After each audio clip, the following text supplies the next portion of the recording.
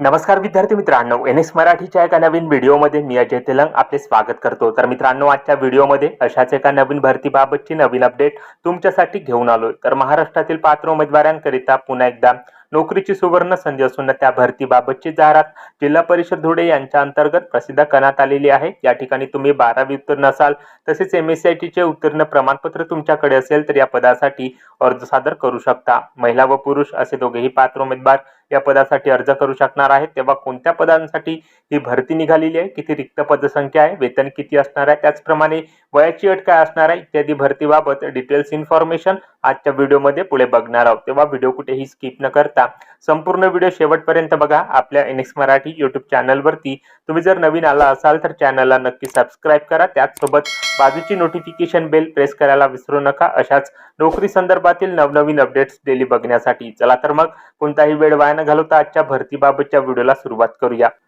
तर या ठिकाणी बघू शकता मित्रांनो, जिल्हा परिषद धुळे यांच्या मार्फत प्रसिद्ध करण्यात आलेल्या भरतीबाबतच्या ऑफिशियल नोटिफिकेशनवर या ठिकाणी आलेला होता। तर केंद्र पुरस्कृत प्रधानमंत्री पोषण शक्ती निर्माण योजनेअंतर्गत मित्रांनो या ठिकाणी डाटा एंट्री ऑपरेटर या पदाची रिक्रुटमेंट या ठिकाणी होत आहे। त्यासाठी या पदभरतीची जाहिरात जिल्हा परिषद धुळे यांच्या मार्फत एकूण 4 रिक्त पदसंख्येसाठी प्रसिद्ध केल्या गेलेली आहे। तर या पदासाठी तुम्ही जर एलिजिबल असाल किंवा अर्ज करू इच्छित असाल तर नक्की अर्ज सादर करा। दिलेल्या ऍड्रेसवर पोस्टाच्या साहाय्याने तुम्हाला या पदासाठी अर्ज सादर करायचा आहे। 20 मार्च 2024 ही अर्ज करण्याची शेवटची तारीख या ठिकाणी देण्यात आलेली आहे। तर या जाहिरातीमध्ये या पदभरतीबाबत सविस्तर माहिती देण्यात आलेली आहे। तर स्टेप बाय स्टेप संपूर्ण पदाबाबतची माहिती आपण या ठिकाणी बघणार आहोत। तर या ठिकाणी बघू शकता डाटा एंट्री ऑपरेटर या पदासाठी मित्रांनो ही रिक्रुटमेंट एकूण 4 रिक्त पदसंख्येसाठी होत आहे, ज्यामध्ये तालुकास्तरीयसाठी 2 रिक्त पदसंख्या दिलेल्या आहेत। त्यानंतर महानगरपालिका शिक्षण मंडळासाठी 1 रिक्त पदसंख्या, त्यानंतर जिल्हास्तरीय कार्यालय जिल्हा परिषद धुळे करता 1 रिक्त पदसंख्या, अशा एकूण 4 रिक्त पदसंख्येसाठी डाटा एंट्री ऑपरेटर हे पद या ठिकाणी भरला जात आहे।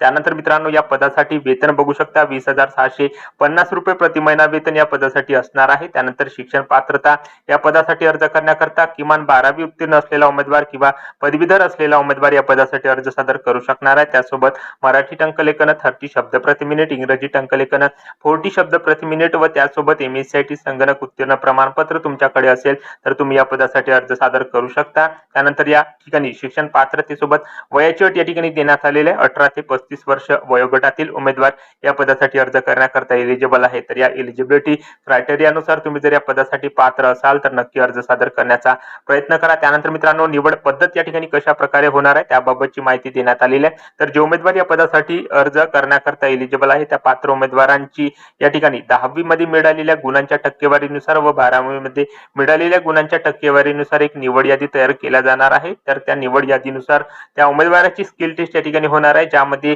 मराठी टंकलेखन 30 शब्द प्रति मिनिट व इंग्रजी टंकलेखन 40 शब्द प्रति मिनिट या शैक्षणिक अर्हतेवर मित्रांनो एक स्किल टेस्ट या ठिकाणी होणार आहे।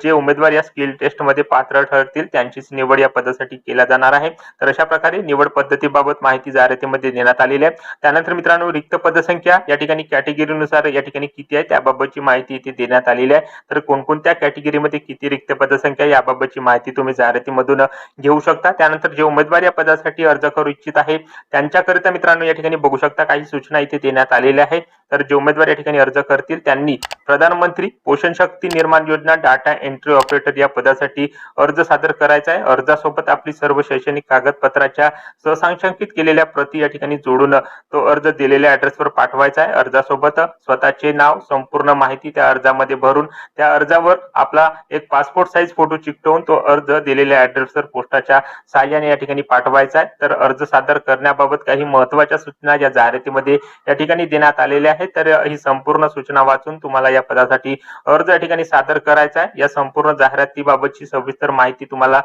जिल्हा परिषद धुळे विभागाच्या ऑफिशियल संकेतस्थळावर या ठिकाणी मिळून जाईल।